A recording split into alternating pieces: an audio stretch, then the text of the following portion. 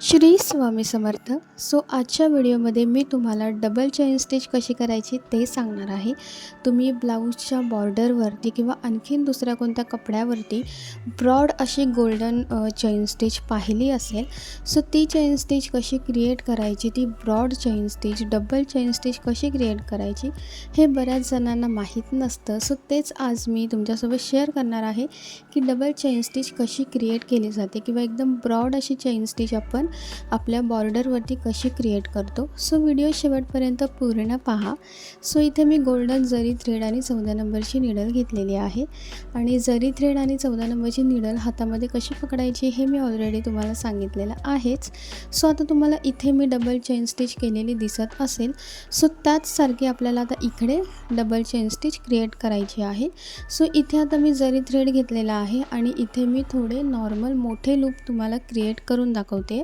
म्हणजे मोठ्या साईजचे इथे मी लूप क्रिएट करते, म्हणजे तुम्हाला ते बघण्यासाठी, दिसण्यासाठी आणि समजण्यासाठी इझी पडेल. यासाठी इथे मी मोठे डबल चेन स्टिच करून घेते. डबल चेन स्टिच करण्यासाठी पहिले आपल्याला काय करायचं आहे, पहिले आपल्याला नॉर्मल चेन स्टिच करून घ्यायची आहे. म्हणजे आपली जी पहिली लाईन आहे तिथे आपल्याला चेन स्टिच करून घ्यायची आहे. इथे आता मी पहिली जी आपली लाईन आहे तिथे चेन स्टिच करून घेते आणि इथे मी डबल चेन स्टिच करण्यासाठी गोल्डन जरी थ्रेड घेतलेला आहे. तुमच्याकडे जो जरी थ्रेड अवेलेबल असेल तो तुम्ही घेऊ शकता. तुम्हाला समजण्यासाठी आणि दिसण्यासाठी इथे मी जरा मोठे लूप क्रिएट करून तुम्हाला दाखवते आहे. तर इथे आता तुम्ही पाहू शकता की आपली जी पहिली लाईन आहे ती लूप क्रिएट करून आता इथे पूर्ण होत आलेली आहे. पहिली लाईन आपली पूर्ण झाल्यानंतर काय करायचं आहे ते मी आता तुम्हाला सांगते. एकदम जर तुम्हाला ब्रॉड अशी बॉर्डर हवी असेल गोल्डन जरी थ्रेडची, त्यासाठी सुद्धा काय करायचं ते सुद्धा मी तुम्हाला सांगते. इथे आता आपली फर्स्टवाली जी लाईन आहे ती कंप्लीट झालेली आहे. तुम्हाला हवं तर तुम्ही इथे एंड नॉटसुद्धा मारू शकता किंवा तिला टर्न करून तुम्ही पुन्हा तुमची सेकंडवाली जी चेन आपल्याला क्रिएट करायची आहे ती सुद्धा तुम्ही क्रिएट करू शकता. तुम्हाला हवं तर तुम्ही इथे नॉटसुद्धा मारू शकता. तुम्ही आता इथे पाहू शकता की आपली चेन स्टिच क्रिएट झालेली आहे. आता इथे आपली डबल चेन स्टिच आहे आणि आपण जे क्रिएट केलेले आहे ती सिंगल चेन स्टिच आहे. ती क्रिएट करून झाल्यानंतर तुम्ही इथे नॉट मारा किंवा इथे टर्न करून तुम्ही इथून सुद्धा सुरुवात करू शकता. तर इथे मी आता एंड नॉट मारून घेते. एंड नॉट कशी मारायची हे सुद्धा मी तुम्हाला सांगितलेलं आहे. चेन स्टिच कशी करायची, थ्रेड हातामध्ये कसा पकडायचा, निडल हातामध्ये कशी पकडायची, एंड नॉट कशी मारायची ही पूर्ण व्हिडिओ मी ऑलरेडी अपलोड केलेली आहे. तुम्ही नसेल पाहिली तर मी लिंक डिस्क्रिप्शनमध्ये देते, तुम्ही तीसुद्धा नक्की बघा. इथे आता चेन स्टिच करून झाल्यानंतर इथे आता आपली सिंगल चेन स्टिच करून झालेली आहे. डबल चेन स्टिच करण्यासाठी तुम्हाला हवं तर तुम्ही पुन्हा वरच्या साईडने सुद्धा सुरुवात करू शकता. जर तुम्हाला दोन्ही डिरेक्शनने चेन स्टिच करता येत नसेल तर तुम्ही वरच्या साईडने सुद्धा पुन्हा वर्क करायला सुरुवात करू शकता किंवा तुम्हाला हवं तर तुम्ही इथून सुद्धा सुरुवात करू शकता. इथे आता माझं एंड पॉईंट आहे. मी इथूनच सुरुवात करते चेन स्टिच करण्यासाठी.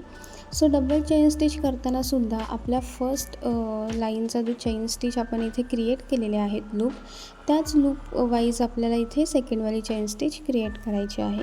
म्हणजे आपले फर्स्टवाले जे लूप आहेत त्याच लूप वाईज आपल्याला सेकंडवाली चेन स्टिच क्रिएट करायची आहे. म्हणजे आपली जी चेन स्टिच आहे ती परफेक्ट दिसेल आणि दोन्ही ज्या आपल्या चेन स्टिच आहेत त्याचे जे लूप आपण इथे क्रिएट केलेले आहेत ते सुद्धा समान असतील, म्हणजे सेम अंतरावरती असतील आणि सेम साईजचे सुद्धा असतील आणि ते दिसायला सुद्धा खूप सुंदर दिसतील. इथे आता आपण सेकंडवाली जी चेन स्टिच करण्यासाठी घेतलेली आहे. तुम्ही इथे पाहू शकता जिथे आपल्या पहिल्या लाईनचा लूप करून संपलेला आहे, म्हणजे लूप क्रिएट करून झाल्यानंतर फिनिशिंग आलेली आहे, तिथे आपला सेकंडवाला लूप क्रिएट करायचा आहे. आता मी इथे पुन्हा तुम्हाला दाखवते. तर इथे आता तुम्ही पाहू शकता की आपली डबल चेन स्टिच केलेली बाजू आणि सिंगल चेन स्टिच केलेली बाजू ह्या दोन्ही बाजूमध्ये खूप फरक आहे. एक आहे ती ब्रॉड दिसते आणि एक आहे ती फक्त एक सिंपल लाईन दिसते, सिंगल लाईन दिसते. आता पुन्हा आपण इथे लूप क्रिएट करून घेऊयात. जिथे आपण फर्स्ट चेन स्टिचचे लूप क्रिएट केलेले आहेत त्याच सेम अंतरावरती आपल्याला सेकंड चेन स्टिचचे लूपसुद्धा क्रिएट करायचे आहेत. म्हणजे दोन्ही जे लूप आहेत ते समान असतील, सेम अंतरावर असतील आणि सेम साईजचे असतील.